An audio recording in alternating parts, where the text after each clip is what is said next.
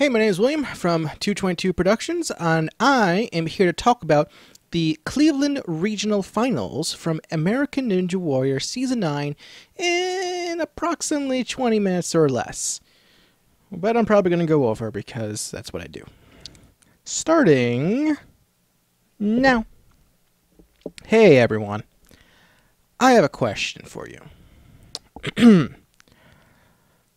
How would you feel if I spent the entire review talking at this pace? Would you get bored? Would you be tired of it? Well, that is pretty much how I felt watching this episode, which is a shame. It's such a huge shame because I said that the Cleveland Regional Qualifiers was like my favorite episode of the season so far. At least of the qualifiers. I mean, the LA Finals was pretty good too, but like, I was looking forward to this regional and I just felt so crushed by it at the end. And like, I mean, I want you to look at this. I made 3 pages worth of notes this time around, which is the most for any episode so far. And I had to actually go back and like look at these notes because like I had a hard time remembering like anything really that special. To be perfectly honest, this episode was so boring. Oh my god, I couldn't care less about like half this stuff. And I think it's largely just how A&W presented a lot of this. So, and I mean, there's 2 reasons: how A&W presented it, and what the actual course was. And sometimes, like I said before, sometimes one bad apple can spoil the bunch, and oh boy, was there one bad apple on this course. So, just like last time in the regional qualifiers, this time regional finals, 33 ninjas took on the 10 obstacle course. We have the floating steps, the rolling log, the razor's edge, the ring jump, the I-beam gap, which, by the way, for those of you unaware, that obstacle for the regional finals had a bit of a hidden handle to help the ninjas. They've done this before, but basically the portion where it starts first becomes vertical. So if you're looking at the show, you would see the ninjas, hold on like this.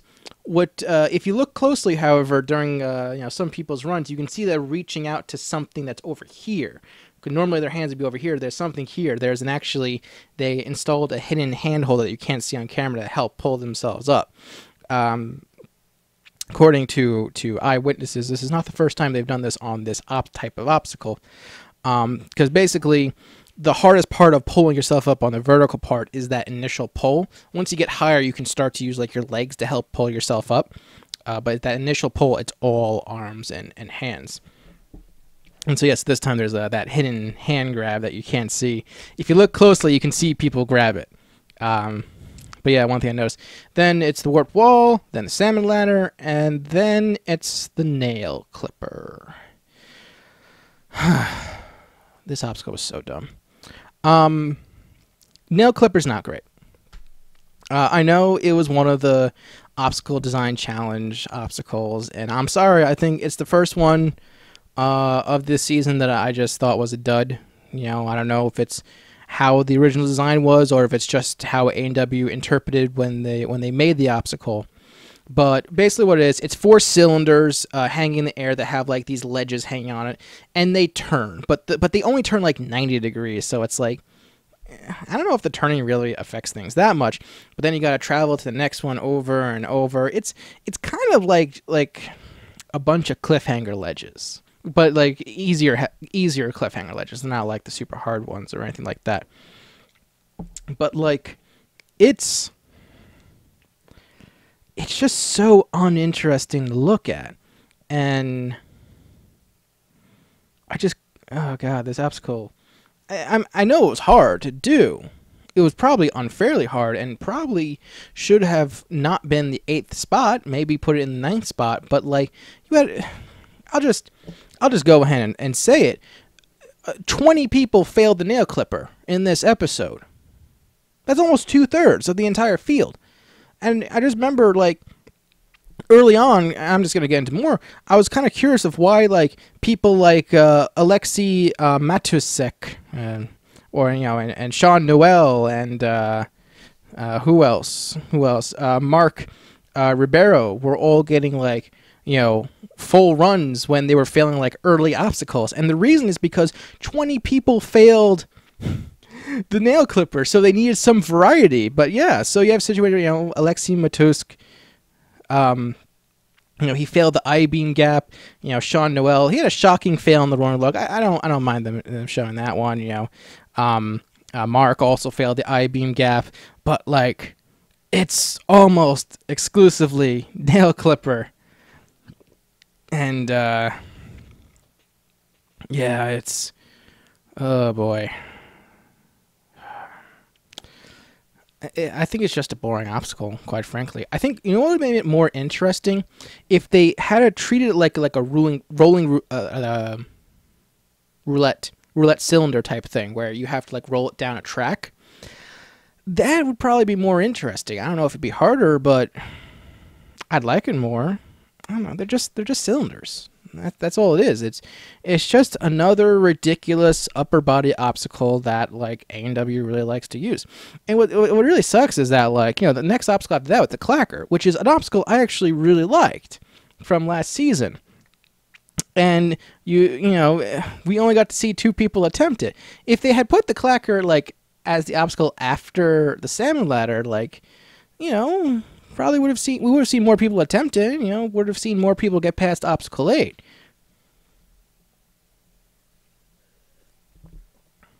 Because I'll just say it right now, only 2 people made it past the nail clipper.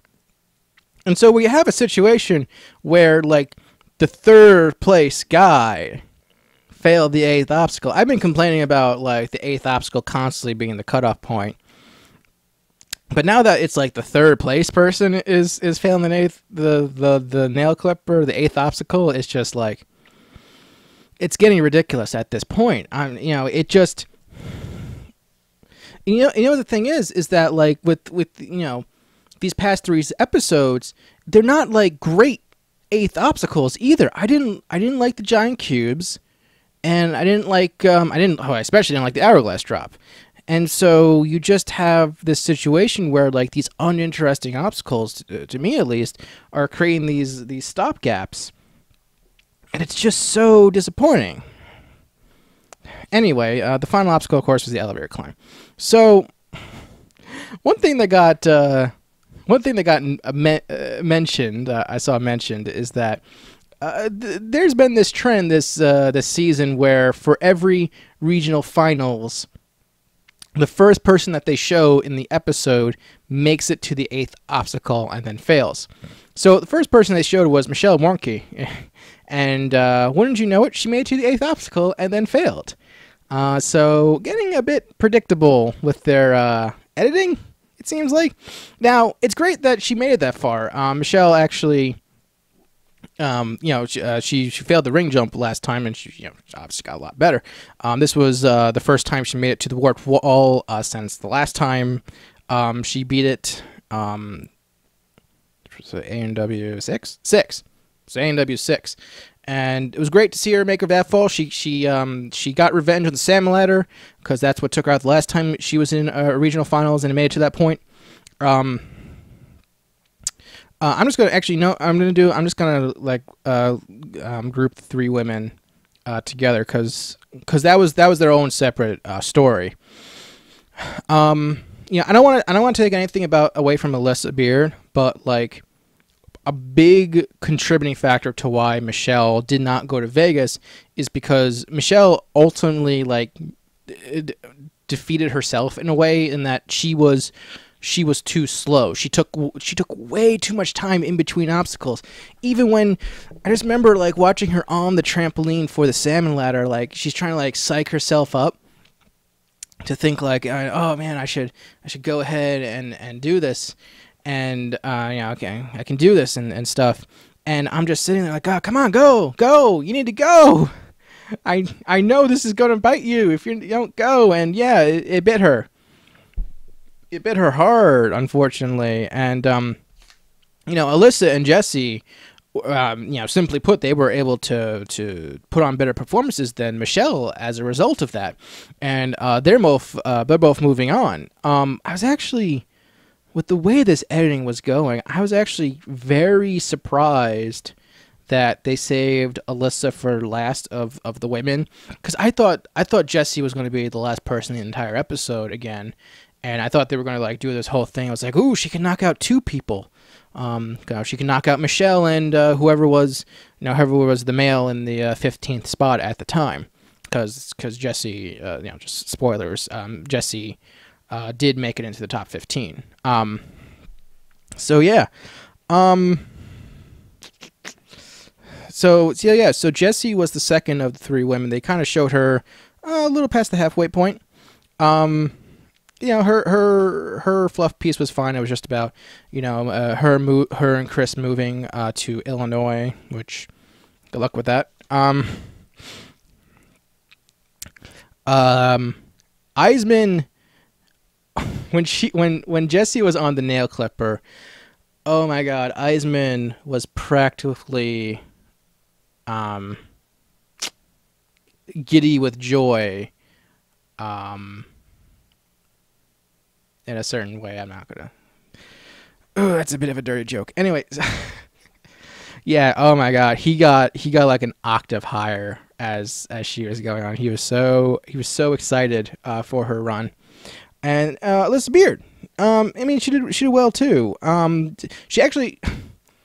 She did well, but man, she gave everyone a real scare on the floating steps when she almost went out on that obstacle right at the end. She ended up cutting herself, but she ended up moving on. Her fluff piece was all about like the life of a teacher, kind of like balancing out, doing a job and doing the training and all of that. I want to share a really quick Alyssa Beard story with you from National Ninja League Season 2.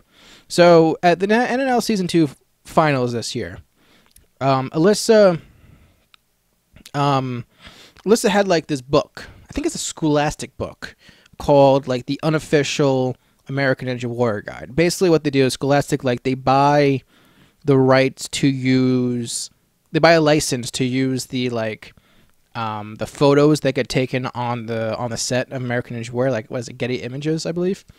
So basically they do that. They put it together a book, put some text in there, talk about here's the ninjas and some stats about them and stuff like that. So she had this whole idea to get the ninjas featured in this book, at least the ones who were there, to autograph it, and then she could auction off for her school's charity auction, which I thought was really cool. And yeah, I remember she showed me the book at one point. We had a very brief conversation during one of the breaks, and yeah, I thought that was really cool. I hope it went for a good amount of money. So yeah, that's the women's side of things. I felt so bad for Michelle. If she was in like any other regional, she probably would have moved on to Vegas, but unfortunately it just didn't work out.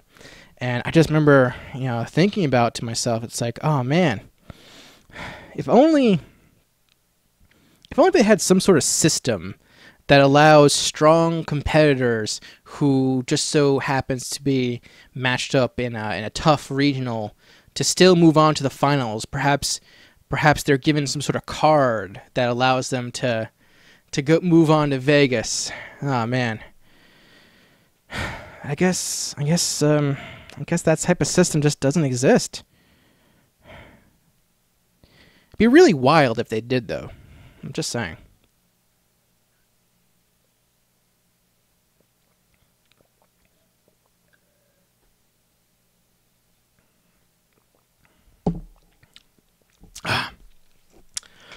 Oh man, this episode was so okay. So okay, let's just talk about the editing. I need to get this out of the way. This editing was so weird in this episode.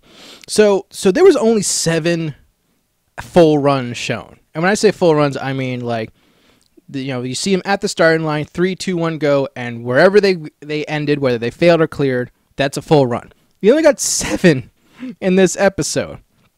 We had 5 runs start mid-progress. And actually, one thing that was cool is that everyone was shown in this episode. So everyone else got fast-forward. It's actually the first episode, first regional, actually just first episode, period, where everyone who ran the course got airtime. So that's pretty cool. I'm going super long.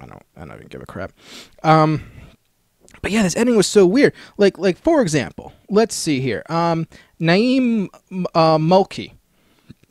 He got fast forward. They started his run in the middle of the floating steps, like on the last step, going to the rope to the platform, and I'm just like, what?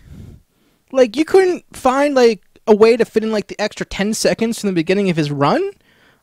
What? That's so weird. But like, who else got mid show? Chris DeGangi.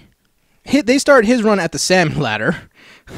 Poor guy. They just wanted to. They just kind of throw him like a bone just so they can make a big deal about both him and Jesse moving on to Vegas because he did well enough too. He failed the nail clipper.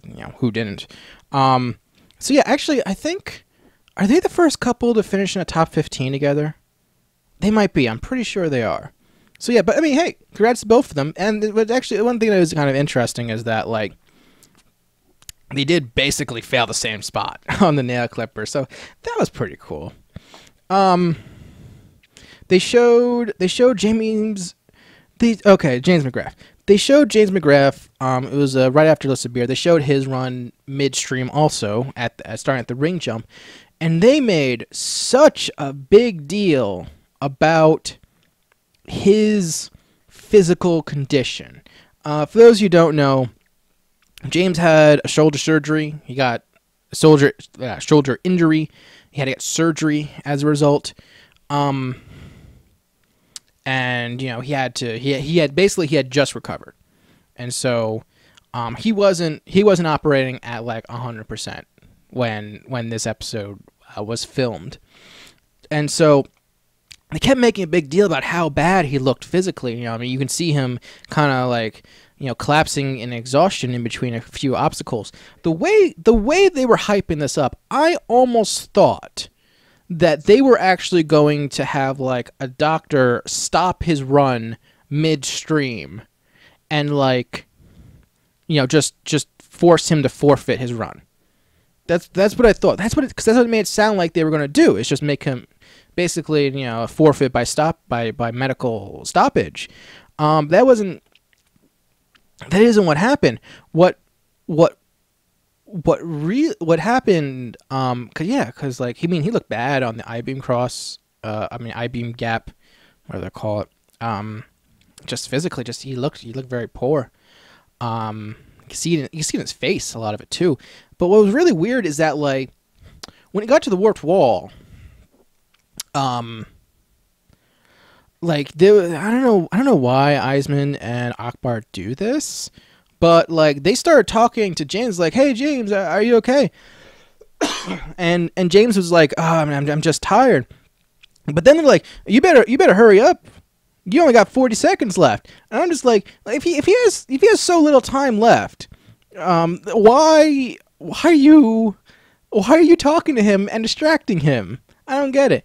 And by the whole 40 seconds left thing is that if he had completed the salmon ladder with like in less than 5 minutes of total time, he would have been guaranteed to move on to Vegas, regardless if he had cleared the nail clipper or not. That's what they were going for. But it's just kind of like, I just remember seeing this and it's like, did Matt and Akbar like cost James Vegas?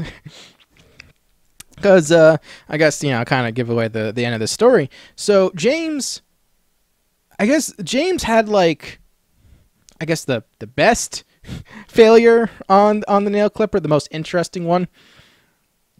what was, I guess the other thing that was just so lame about the nail clipper is that so many people fell early in the obstacle. James makes it to the fourth and final cylinder of this obstacle, and he goes for the dismount. He fails the dismount. I remember I think he got like 1 foot on the platform, but like he did the whole, tumble and fall back sort of thing. That got a reaction of me. That got a whole out of me. But like, that really sucks. I really felt for him. I thought he had it. Honestly, I thought he had the landing. But unfortunately, it just wasn't the case. And I felt bad. We might not be the end for it. I'll get to that in a second. They talked about Najee Richardson. It's he did the cool giant warped wall leap, which I always appreciate. I like Najee Richardson's profile, because it's just about his life training other people after his life as a gymnast and having to end. I liked it, and I like Najee, and I appreciate that he gets me points in my A&W Fantasy League. Also getting points in my A&W Fantasy League was Michael Torres, who, even though both him and Najee failed the nail clipper, they're both going to Vegas, which, yay, more opportunity for me. And, I guess, let's see, they talked about John Alexis Jr. at one point. I'm glad he got some airtime. So, okay, I got to give a little bit of a props to John, because they were talking about the fact that he took up skydiving, and at one point they asked him, I guarantee you the interviewer asked him, how does skydiving relate to Ninja Warrior? It's a stupid thing that A&W's been doing for like the past 2 years, where they're just like, let's take random crap and compare it to Ninja Warrior and say how they're similar, even though half the time it doesn't make sense. Skydiving is another one of those things. I got to give John a little bit of credit, because when in his answer he was like, well, I guess skydiving is kind of like ninja. He answered it in a way where it sounded like he knew the question was ridiculous and he was just kind of humoring them. And I appreciate the fact that he thought the question was ridiculous. If that actually is not the case, John, don't tell me otherwise. Just let that be your story and stick to it. Yeah. I mean, he made it past the I-beam gap that he failed last time. I'm looking at the wrong notes. And once again, we went out on the nail clipper. One thing that was kind of cool about the nail clipper was that at one point they had like this shot of like showing everyone fall at the same time, like using fancy video editing tricks and a still camera that constantly has the same frame of shot. I appreciated that. It would have been nice, because they did it when there was only 10 failures. They should have done it when it had all 20. That would have been cool, but not the case. Let's talk about the people who succeeded. So, okay, well, first off, before I even talk about that, Anthony DeFranco got fast forward. Now, for those who don't know, Anthony DeFranco got the fastest time on the qualifier in Cleveland, and he just got fast forwarded in this episode. And I might have missed it. I might have misinterpreted this, but they made it sound like Joe Moravsky was actually the one who, they were pretending like Joe Moravsky was actually the one who went fastest in qualifier. Like, the one thing I praised the first 3 regional finals for was that they always had the person who went fastest in qualifier go last in finals, and they would show who's on the bubble. They didn't do that in this episode. They didn't do any of that. They didn't even show us who was on the bubble when Joe, who was the last run they showed, was up to the mound. It was so disappointing and weird that they just kind of sandbagged this poor guy who did well.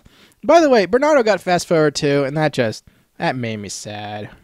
That just made me really sad to see, 'cause I wanted to see more of him. What else? Yeah, and so let's talk about.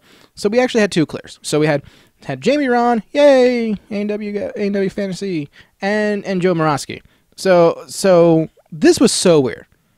Everything about these runs, not everything. A lot of things about these runs were so weird. So Jamie is about at the halfway point. Joe was the last run. They both had profile pieces about their lives. One was about the history of Joe, which is it's basically just like watching a recap of every season he's been on. And Jamie was about, hey, he got engaged. Congratulations to him. Here's the weird thing. So these were the only two people who cleared the course this time around. And that's another subject right there we're going to get to.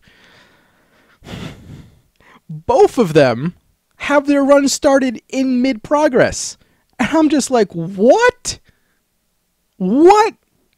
You didn't even show them at the starting line starting the course from there? They both started their runs, had their run started at the ring jump.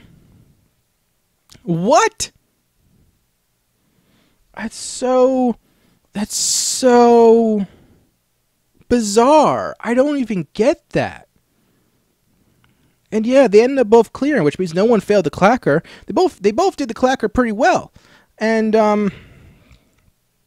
they're actually, I mean, they both look good. They both look good on the course. They both I mean, I guess that's really, what else is there to say? They both looked really good. I'm really glad Jamie's on my team. And Joe looks like, Joe looks really good himself. He's always looked like a strong competitor. And once again, he looks like a strong competitor. But it's just so weird that no one, think about it, even though we had more clears, twice as many clears as the past two episodes, we had 0 full runs where we saw someone complete all 10 obstacles. We never saw anyone complete all 10 obstacles because the two people who cleared had their run started in mid-progress. That's so... I don't get it. Oh, man. So Jamie actually got run of the night, which was nice that it was in the middle. But I'm just like... I think one of the things that I kind of came to conclusion at the end of this episode is that, like, honestly, like, on its own, this episode wasn't terrible, but like this is the third regional final in a row where I'm just like not super into it, and it's you're kind of seeing like repeating problems every time. And so I'm at this point where, like, quite frankly, I'm getting kind of impatient with A&W. If I'm just going to be completely honest with you. Failing, the cutoff point is failing the 8th obstacle. Again. And I know it was like that in LA too, but the difference here is that, like, we had a lot of people make it past the 8th obstacle of the top 15. We had quite a few people fail the elevator climb in LA. We had 4 people clear the course. People like to watch A&W to see people succeed. Right now, we are averaging exactly 2 clears per regional finals episode. 8 clears over 4 episodes. And when we get to Denver, and even Kansas City for that matter, there's a good chance both those regionals are going to have, like, very low amount of clears too. And it's not... Low clears is not fun. Low clears is not fun. Maybe it's good for, like, 1 episode, but not this many. Especially when everyone's just failing the same freaking obstacle. It makes things just so... I just remember being, like, so bored for, like, a good portion of this episode because everyone's just failing. And it sucks because Cleveland was the best episode of the season, in my opinion, of the regional qualifiers. And I'm just... I don't want to dislike this episode, but the more I sat and the more I thought about it, the more I'm just like, I'm tired of this. I'm tired. of what A&W is doing. And then you have like the bizarre editing choices, and it's just like they focus so much on upper body stuff. It's getting old. Something needs to change. And that's the other thing. Like these courses take so long to do. Joe Moravsky on this course, I felt like he was going fast on the course. It still took him 7.5 minutes to complete the course. That's a lot of time. That's a lot of time, and it's part of the reason why his run was started in mid-progress, because they didn't have time to show the full run, even if they edited out the parts where he was resting in between the obstacles. That is not a good sign. You have to make the course faster. You don't have to necessarily make the course shorter. You have to make the course faster, because it's getting boring, quite frankly. Figure something out. You guys are supposed to be the smart ones who design these courses. It's getting disappointing. And I'll explain why it's also a problem. Ratings are down this season, all right? They're not bad. They're not like panic, A&W is going to get canceled, bad. They're down.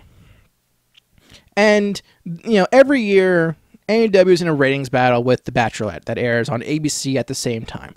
And every year, what normally happens is that Bachelorette ends, and the rest of the season, A&W is number one because Bachelorette gets replaced with Bachelor in Paradise, and Bachelor in Paradise just doesn't do as well as Bachelorette, and American Ninja Warrior always does better than Bachelor in Paradise. Except for this week. This is the first week ever that A&W actually lost the ratings to Bachelor in Paradise. Now, granted, that might be because, Bachelor in Paradise had that whole controversy going into it that happened during filming. I'm not going to get into it. If you don't know what it is, look it up. But, like, I hope they see this as a sign, especially when you look at, like, the different demographics. You know which demographic went down the most between last week and this week? The female demographic. Usually A&W has a very strong female watching demographic, and it actually went down this week by quite a bit. And so, which is kind of ironic when you think about it, considering this episode had easily the strongest field of women of any other regional finals so far. It's disappointing. And again, this might just be an anomaly because Bachelor in Paradise had that controversy going into it. But, like, something needs to change. Something needs to change. I feel like I'm just going through the motions of watching A&W these past 3 weeks, and I don't know, man. I don't like not liking these episodes. I want to like them. I want to like them more. It's just ridiculous. I'm sorry. And, if you again, like, if you like this episode, that's fine. It's your right. It's your right to like this episode if you did. If you found it interesting, that's perfectly fine. It's why this country is great, because we have the ability to free speech, and we can say whatever we want.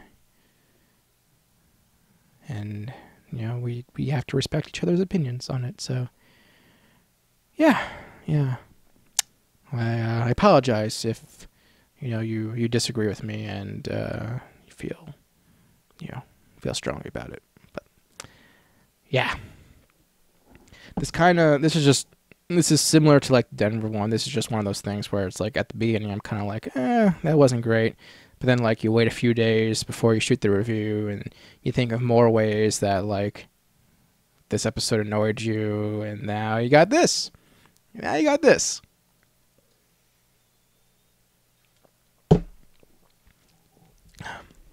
All right. So let's just get through this top 15 and wrap things up, because my stopwatch says 34-17 at the moment. All right. So of the 33 competitors who ran in this course. Here are the top 15. We had 2 clears this time around, and Joe Moravsky and Jamie Rahn, and then the rest of the top 15 all failed the nail clipper. Yay! In the form of John Alexis Jr., Mike Myers, Judas Licaderio, Michael Torres, Dan Galazinski, Mike Bernardo, Anthony DeFranco, Chris DeGangi, Matthew Illigan Fritz, Tyler Cravens, Najee Richardson, Samar Delgado, and Jesse Labreck. And the other woman who will be joining Jesse in Vegas is Alyssa Beard, who also failed the nail clipper. However, there's a small kink. There is a small kink in this I just want to bring up.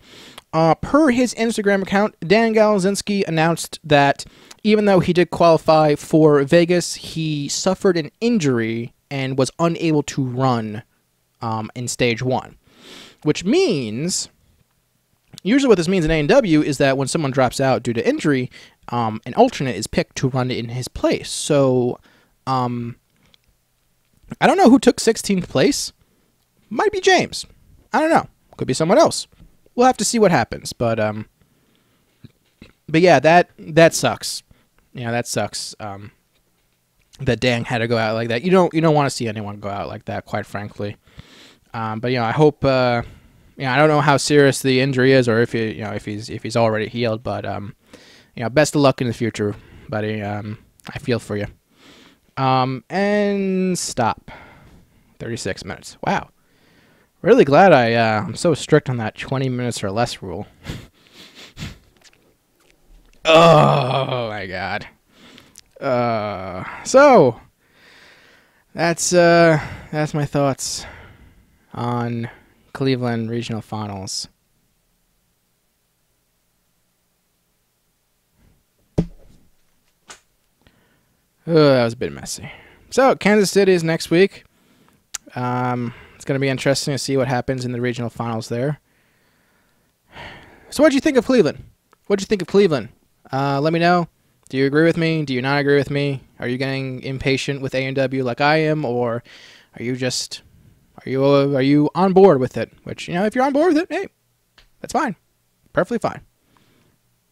Like I said, Kansas City is next. It's going to be interesting to see what happens, because that's the only regional where the cutoff point was failing the 4th obstacle for the qualifier instead of the 5th, like all the other qualifiers did. So I imagine they're going to crank it up easier by only requiring people to do 2 cranks instead of 3 cranks. And then we'll have to see what follows it. I already saw a crash in the course. It had that Iron Maiden obstacle, which I'm just going to, I guess I'll just say it right now. It's the 8th obstacle, but I actually like this obstacle. I like the way it looks. So, but we'll talk more about that.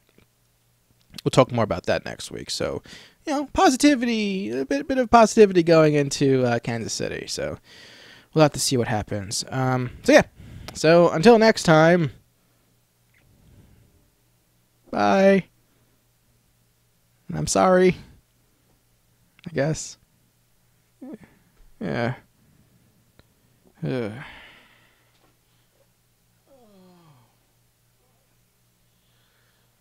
Oh, God.